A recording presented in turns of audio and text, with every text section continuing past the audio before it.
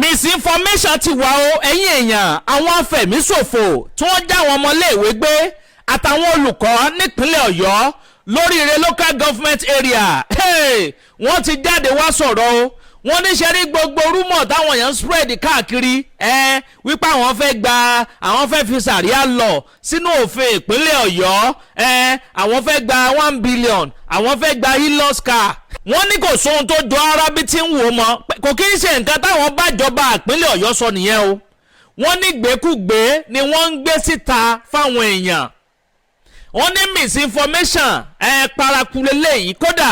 màmá yẹn Mrs. Aremu tó jẹ́ principal níléèwé school yẹn màmá yẹn sọ̀rọ̀ o ẹ wá gbọ́rọ̀ lẹ́nu màmá yẹn bí wọ́n ṣe ń wẹkọ́ mu bòròbòrò màmá yẹn pèdè kan wọ́n ní káwọn àgbáyé kan bá wọn share fídíò yìí kó kàn àwọn ìjọba lára ẹ̀yin tẹ́ bá wọn fọ́ọ̀rìn lọ́wọ́lọ́wọ́ báyìí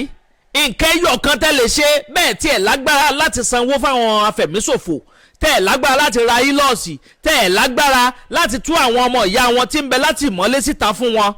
nǹkan ẹyọ kan tẹ́ lágbára tẹ́ lè ṣe láti fi dóòlà ẹ̀mí àwọn ọmọ tí ń bẹ láti mọ́lé ní kẹ́ máa share fídíò yìí ẹ share fídíò yìí dáadáa kó kan àwọn ìjọba lára ẹ share kó kan ọ̀pọ̀lọpọ̀ àwọn èèyàn lára kó kan àwọn agbófinró lára gbogbo àwọn tó bá yẹ kí wọ́n gbé ìgbésẹ̀ fọ́nrán ẹni ẹ máa share kó lè tè kàn wọ́n lára ní kíákíá láì fi àkókò ṣòfò torí màmá yẹn sọ pé ó ti pé 23 days gbáko báyìí táwọn ti ń bẹ lákàtà àwọn afẹ̀míṣòfò yẹn nǹkan ọ̀kan tẹ́lẹ̀ ṣe ni pé kẹ́ máa láìkì fídíò yìí bẹ́ẹ̀ bá ṣe láìkì fídíò yìí sí ni wọ́n ṣe tètè rìn tí ó kan ọ̀pọ̀lọpọ̀ àwọn yẹn lára ẹ sì máa bá a comment kí ni èròǹgbà ti yín lórí eléyìí tí ń bẹ ńlẹ̀ yìí kí ni nǹkan táwọn afẹ̀míṣòfò yìí sọ àti pé kí ni wọ́n sọ pé àwọn fẹ́ gbà máa yí fọ́nrán yẹn sókè nísìn tẹ́ farabalẹ̀ gbálà yí ọ̀rọ̀ lẹ́nu màmá yẹn Mrs. Aremu wọ́n ní pé misinformation paraku ní gbogbo nǹkan tí wọ́n ti ń spread káàkiri látijọ́ yìí wọ́n láwọn gbọ́ lórí TV kan pé wọ́n sọ pé àwọn afẹ̀míṣòfò yẹn o wọ́n fẹ́ gba hilos car méjì o wọ́n fẹ́ gba 1 billion naira o pé wọ́n tún fẹ́ kán bá wọn implement sharia law sínú òfin ìpínlẹ̀ Ọ̀yọ́ wọ́n ní kò sóhun tó jọ o wọ́n ní nǹkan ẹyọ kan ṣoṣo táwọn afẹ̀míṣòfò yìí ń bẹ̀rẹ̀ ní wípé gbogbo ọmọ ìyá àwọn ọmọ bàbá àwọn táwọn ìjọba ìpínlẹ̀ Ọ̀yọ́ tí wọ́n ti mú tí wọ́n ti fi sọ́gbà ẹ̀wọ̀n tí wọ́n ti fi sátìmọ́lé kán bá wọn yọ̀ǹda wọn wọ́n ní tó bá ti káwọn ọmọ yẹn wá fáwọn afẹ̀míṣòfò yẹn àwọn afẹ̀míṣòfò náà wọ́n yọ̀ǹda gbogbo àwọn ọmọ tí wọ́n jí gbé nípínlẹ̀ Ọ̀yọ́ àtàwọn olùkọ́ yẹn wọ́n yọ̀ǹda gbogbo wọn padà láì gbowó láì gbòbí láì gbà kankan ara bí tí ń wò mọ́ ẹ̀yìn èèyàn kí ni kẹta yìí rí sílẹ̀ ṣé òkè ṣe pé wọ́n kàn fẹ́ dọ́gbọ́n láti fi gba àwọn ọmọ ìyá tiwọn tó bá wá gbà tán kán tún ṣe wẹ́lo kán má tún sọ̀rọ̀ mọ́ àbí bó ló ṣe rí lọ́dọ̀ tí yín bẹ̀ ohun tó ráwọn Yorùbá bọ̀ wọ́n ní pé ohun tó kọ wájú sẹ́nìkan ẹ̀yìn ló kúkọ sí ọmọ ẹlòmíì àwọn tó jáde tẹ́lẹ̀ tó ń sọ pé àwọn fẹ́ gbàgbá àwọn fẹ́ gbà wo àwọn fẹ́ gbà kòkò bàbà àsásùn àwọn fẹ́ gba ílọ́ọ̀sì àwọn fẹ́ gba 1 billion àwọn fẹ́ sàríà lọ àwọn fẹ́ kó yọ̀ǹda àwọn ọmọ ìyá àwọn tí ń bẹ lọ́gbà ẹ̀wọ̀n nípínlẹ̀ Ọ̀yọ́ wọ́n ti wá yẹnu padà báyìí wé kò sóhun tó jọ mọ́ o àwọn ò fẹ́ gbogbo àwọn yìí mọ́ o àwọn ọmọ ìyá àwọn nìkan tí ń bẹ lákàtà àwọn agbẹnipa yìí nìkan làwọn fẹ́ táwọn ò fẹ́ nǹkan míì mọ́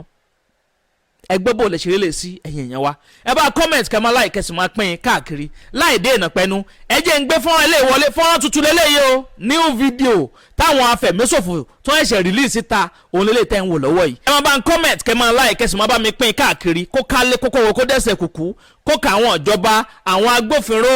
kó kan gbogbo wọn lára pàápàá jùlọ ìjọba ìpínlẹ̀ Ọ̀yọ́ àti ààrẹ Bọ́lá Ahmed Tinubu federal government kó ètè kàn wọ́n lára ní kíákíá láti gbé ìgbésẹ̀ tó bá yẹ kí wọ́n gbé láti dóòlà ẹ̀mí àwọn ọmọléèwé tí ń bẹ lákàtà wọn yìí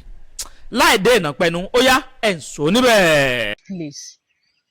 And it seems that some people are making our problems to be complicated already. We were shown some print media where it was stated that these people that abducted us requested for release of some people. They requested for 1 billion naira. They requested for Sharia to be entrenched in the country. These are not true. They are just trying to create problems for us. We have been here since. We have not been forced to worship in Islamic way.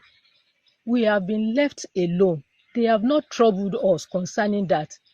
They are not asking for Sharia law. They are not asking for money. The single thing they are asking for is the release of some of their people.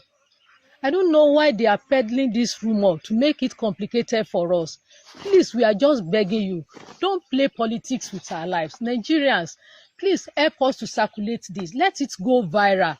They are not asking for Sharia law. It is not true. They are not asking for weapons. They are not asking for money. All they want is the release of some people. And the government will negotiate with them and know those that they will release for them. I don't know why they are playing politics with our life. Please, Nigerians, our lives are in your hand. Help us make this go viral. Don't let the government deceive the whole world. They are not asking for Sharia. They are not asking for money. They are not asking for weapons. All they want is release of some of their people. Please, let everybody know about it. Ẹ dákun, lórí ọ̀rọ̀ wa náà ni mo tún wá sí. Òní ló di ọjọ́ 24 tá a ti wà níbí. Ṣùgbọ́n tí wọ́n fi hàn wá ní orí social media ni pé wọ́n níjọba sọ wípé. ọ̀rọ̀ lẹ́gbọ́n yóò ẹ̀yìn èèyàn wa bò lè ṣe rí sí abẹ́rẹ́ pé ó só sí ni lẹ́nu ó tún buyọ̀ sí èyí sọ ò ṣe é gbé mì iyọ̀ ńkọ́ kò ṣe é tú dànù irú orin wo là á kọ sí gbẹ̀dú lè báyìí nítorí Ọlọ́run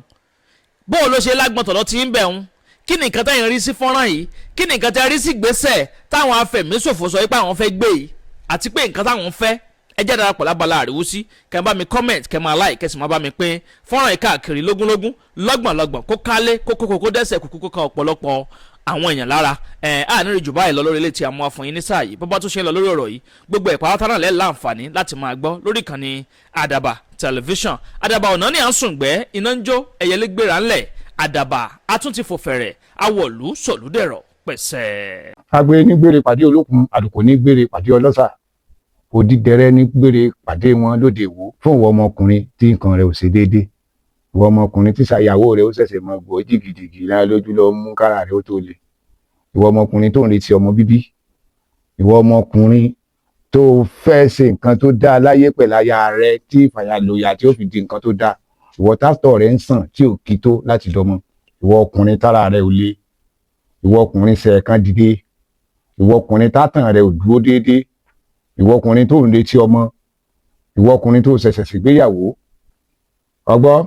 capable herbal energy capsule ló nílò fún gbogbo àìṣedéédé ara rẹ kó o lè jẹ́rìí sọmọ bíbí àti nǹkan tó dáa láti ṣe